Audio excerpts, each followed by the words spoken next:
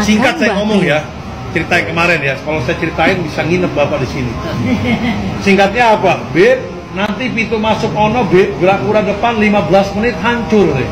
Itu ngomongnya di kantor pokoknya. Nanti setelah itu beb, Majelis Taklim Habib ini tempat acara hall, camal pengajian. Ini 15 menit hancur nanti. Setelah ini beb, makam Mbak Priuk 15 menit hancur gitu. Saya depan orang tua, saya bilang, Pak Wali Kota sampai ngomong jangan sembarangan. Insya Allah yang hancur bukan ini tapi Bapak nantinya. Nah saya ini nggak tahu Bapak Ibu. Saya pikir kan bohongan ngegertakin saya. Saya ngajarin ngaji di sini sama anak kecil. Santri saya 60 orang ngajarin ngaji. Nah tiba-tiba ada laporan, Bib, makam Mbak Priuk mau digusur. Kapan? Sekarang itu banyak ribuan Satpol PP katanya. Itu Satpol PP ribuan Pak, jumlahnya ada 7.000 Satpol PP. Itu saya punya santri 60, anak kecil yang menang yang mana ini? Kalau Bapak punya durian sama ketimun diaduin, yang mejret adalah ketimunnya ya. Tapi pertolongan dari Allah Ta'ala. Nah santri saya, nah mereka 7.000 Satpol PP ini bukan hanya orang, tapi bawa alat gerak, beko. Tahu Pak beko Pak? Ya. Beko, bulldozer, gas air mata, senjata tajam, air water cannon, perik mata, tameng, helm komplit. Nah santri saya ke depan, itu bawa itu tuh alat itu tuh hadro. Apa orang Jawa bilang? Terbangan ya. Kalau saya hadro bilangnya. Ini bawa ke sono santri saya ke depan. Nah sampai depan itu berhadapan sama ribuan Satpol PP. Mereka udah siap. Dia bingung. Lu anak-anak kecil semua katanya. Udah gitu kecil semua kayak Pak Yai bersarung semuanya. Santri saya anak kecil begini bersarung semuanya. Nggak ada yang pakai celana. Bersarung semua katanya. Udah gitu bawa hadro selawatan di depan. Nggak ada rasa takut anak kecil santri saya. Nggak ada rasa takut. Nah tiba-tiba ada komandan Satpol PP, saya lagi itu belum tahu namanya. Namanya sekarang udah tahu Harian Wajib. Itu badannya gagah bengis, mukanya serem. Itu bicaranya kasar Pak. Bongkar, tidak ada makam wali-walian kata. Ya Allah ya Rabb. Itu saya kaget terkejut, siapa yang mengatakan begitu? Itu kata anak kecil santri saya, komandan Satpol PP. Saya berdoa di depan, ya Allah ya Rabb.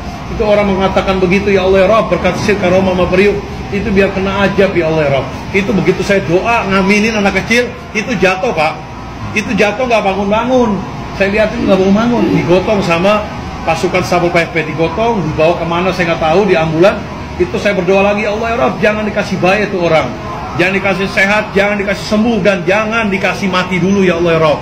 Sampai sekarang nih Bapak Ibu, komandan Satpol PP, kejadian 2010 sampai sekarang 2019. Berarti udah 9 tahun, sampai sekarang itu komandan Satpol PP itu masih hidup, tapi yang geletak di kasur, nggak bisa bangun, nggak bisa duduk. Nah itu badannya gede, gemuk, itu habis badannya kurus, kotoran, beraknya di kasur, kencingnya di kasur, makan di kasur, itu kasurnya penuh dengan kotoran, makan keluar lagi, udah loh. Itu keluarganya udah angkat tangan capek, manggil lah Kiai Ustadz wilayahnya, suruh bacain Yasin supaya biar cepat mati katanya. Tapi nggak mati-mati sampai sekarang.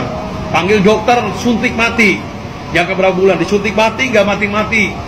Akhirnya dimasukin ring yang harga 100 juta jantungnya. Itu ringnya itu keluar lagi. Nah dokternya ini agamanya Kristen, kata dokternya ini nggak bisa baik, harus minta maaf di makam Mbak Priuk katanya. Jadi dokternya ngomong begitu, nyaranin. Sampai sekarang nggak ada minta maaf seperti itu. Emang saya udah sakit hati juga malah. Itu depan saya ngomongnya seperti itu. Singkat Bapak ya, ini sampai sekarang dia masih hidup, cuma badannya habis mereka. Nah yang megang beko nih, Satpol PP, itu begitu bergerak, mau ngancurin pintu masuk Gapura depan, tiba-tiba bekonya itu mati. Udahlah tersentuh lagi nih, pintu masuk Gapura. Mati, tiba-tiba mesinnya meledak, keluarkan api, kebakar, dia kaget terkejut. Begitu ngeliat ke depan, itu supir bekonya ngeliat orang raksasa, pakai jubah putih-putih. Itu tingginya begitu dilihat 35 meter tingginya Bapak ini. Itu depan orang raksasa. Jadi ada gaib makam Mbak Priuk nih nungguin di depan. Ada 1 orang di sini, 2 orang katanya mereka ngelihat. Yang Gapura kedua 2 orang, 1 orang. Itu kabur semuanya. Mereka loncat ngasih tahu, itu lihat ada orang raksasa kabur semuanya. Nah mereka di sono di depan Gapura itu ngelemparin batu, mengeluarkan tembakan gas air mata. Nah gas air mata ini di alam kembang Priuk ini hampir 30 butir gas air mata. Itu tidak ada yang meledak satupun juga. Diambillah santri saya anak kecil, diambil, dipegang, dilemparin ke Satpol PP, jatuh di Satpol PP, itu tiba-tiba meledak, mengeluarkan asap, perih semua matanya Satpol PP. Banyak ajaiban itu luar biasa. Mereka heran, perih, bubar semuanya. Mereka mundur, maju lagi, bawa air water cannon yang perih ke mata, itu airnya disemprotin ke anak kecil. Itu air itu kalau kena mukanya, matanya itu bisa perih, kalau nggak diobatin bisa buta, mengakibatkan buta. Itu air itu begitu masuk di halaman itu nggak kena anak kecil, itu kayak ada yang jagain. Di halaman pun air pun nggak jatuh sampai ke bumi, jangan mau. Itu nggak jatuh, kayak dijagain. Tiba-tiba dari halaman keluar angin besar, itu air didorong sama angin berbalik lagi, yang kesemprot adalah Satpol PP. Perih semua matanya. Jadi banyak gaib Pak yang jagain di sini Pak, tolongin. Mereka mundur lagi, maju lagi, itu santri saya anak kecil ditembakin peluru tajam. Ditembakin peluru tajam, itu emang mau dimatiin saya sama santri saya hari itu juga. Peluru tajam yang mematikan, ibu sumpah saya demi Allah, demi Rasulullah, demi Quran. Mereka udah sediain ratusan truk berisi tanah merah. Itu kalau Habib mati di tempat, santri saya mati di tempat, itu hari itu langsung diuruk sama tanah merah, tanpa disolatkan lagi, tanpa dimandiin lagi, tanpa dibungkuskan kafan. Tapi Allah punya perlindungan atas perlindungan. Itu begitu ditembak anak kecil santri saya kena badannya tapi nggak tembus, bajunya pun nggak bolong. Bajunya nggak bolong, nempel di baju jatuh, nempel di baju jatuh. Itu yang ditemukan peluru tajam ada 12 butiran peluru tajam kemarin kejadian. Itu alhamdulillah. Nah mereka bingung, maju lagi, dihadapi lagi sama santri anak kecil di depan. Itu tamengnya dipukul belah dua, helmnya belah dua. Nah mereka bicaranya apa ngomongnya? Ini satrinya Mbak Prit mungkin dikasih ilmu sama Habibnya. Padahal saya nggak kasih ilmu apa-apa, ilmunya cuma banyutek, keripik singkong aja. Cuman saya di sini suka ngamalin baca Ijib Sakran. Ijib Sakran ini ada 3 lembar, ada 3 lembar. Cuman tukilannya saya ambil. Bacanya itu alfi 7 kali. La haula wala quwwata illa billah azim. 1000 kekuatan, tidak ada ya daya upaya kecuali kuatan dari Allah Ta'ala. Itu dipukul tameng anak kecil belah dua, bingung mereka mundur. Nah tiba-tiba santri saya di depan mendengar suara saya, teriakan saya, katanya suruh mundur, lari ke makam Mbak Priuk, jamaah semua anak-anak mundur deh. Ini saya belum pernah bilang mundur, itu kejadian perang kemarin, itu selalu takbir, Allahu Akbar, Allah. Cuman anak-anak santri saya ini bilang ada suara saya suruh mundur. Saya bilang kok pada mundur semuanya. Nah sebagian ke makam Mbak Priuk, ya udah saya suruh, udah jarak ke makam Mbak Priuk, berdoa, munajat, wasilah, minta tolong. Nah saya sebagian berapa puluh orang di sini gerbang hijau. Saya itu udah ketakutan Bapak Ibu, udah serahkan kepada Allah Ta'ala, udah siap mati di sini tempatnya.